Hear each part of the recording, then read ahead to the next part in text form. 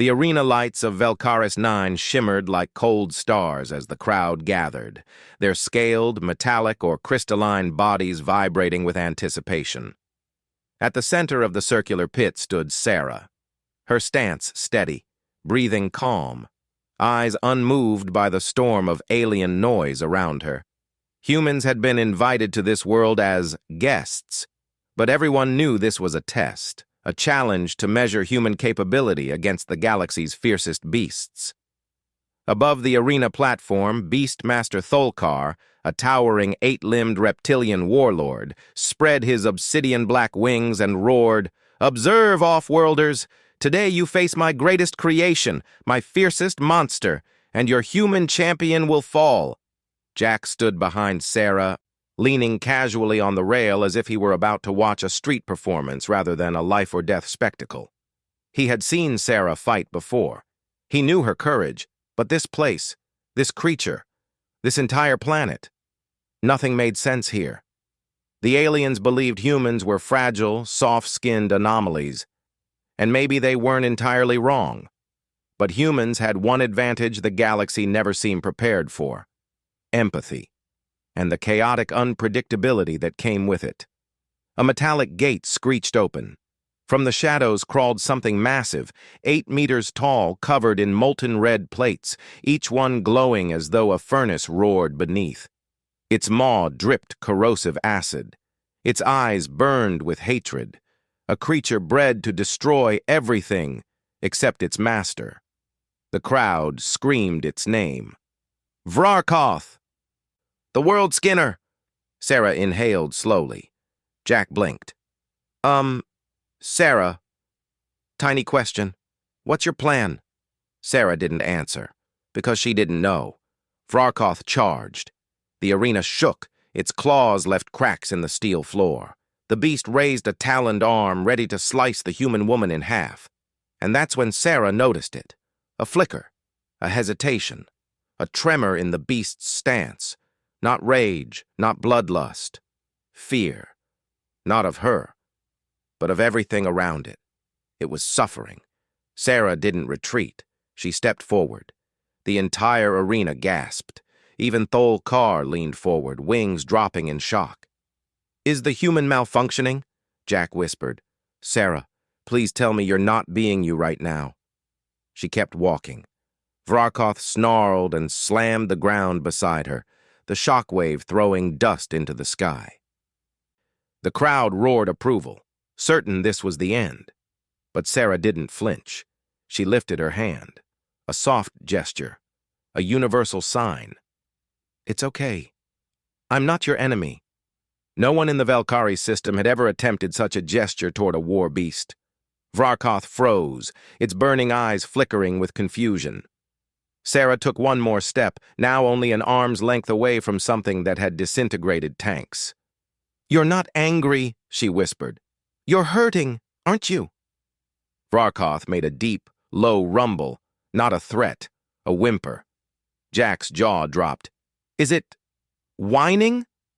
The massive monster leaned downward, slowly, plates clicking like cooling metal. It sniffed her hand, acid dripping inches away from her skin, and huffed a cloud of steam. Then Sarah did something so impossibly human, so embarrassingly simple, so utterly outside the galaxy's understanding, that every alien present froze. She reached out and gently rubbed the creature's belly. The arena exploded in gasps. A hush followed, and then, whoomp! The monster collapsed onto its back like a giant house pet, molten plates shifting into softer hues, limbs going limp. Its tongue, previously classified as a biological weapon, lolled out of its mouth. It wriggled, it kicked its legs, it purred. The galaxy's most feared destroyer melted under a human belly rub. Jack burst laughing. "You've got to be kidding me!" Tholkar screeched, wings flaring wide. "No, no, no! He is my most dangerous creature! He is a killer, a bringer of doom! Not a pet! What is this human sorcery?" Sarah smiled, still rubbing the creature as it wagged its furnace tail, sending sparks everywhere. "He's not a killer. He's just misunderstood. Vrarkoth rolled closer, rumbling like a content engine. When she stopped petting, it nudged her hand insistently. The audience, having never witnessed a monster reduced to a cuddly puddle, could only stare in stunned silence. Jack crossed his arms proudly. HFY moment, baby. Humans, defeating monsters with emotional damage resistance since forever. Thol Kar paced frantically. But this is impossible. He is genetically engineered to obey only me. Vrarkoth looked at Thol Kar, snorted, turned away and curled protectively around Sarah. The betrayal was galactic. Sarah gently scratched under one of the monster's lava-glowing chins. See? He just needed kindness. The warlord's voice cracked. I spent 30 years crafting him. Jack clapped him on the shoulder. Well, sometimes people just need a hug, big guy. That was not a hug. Vrarkoth, with surprising gentleness for something capable of breaking moons, wrapped its massive tail around Sarah's feet like a cat claiming ownership. The crowd broke into whispers. Humans are terrifying. They tamed a world skinner with touch? What else can they pacify? Do they have magic?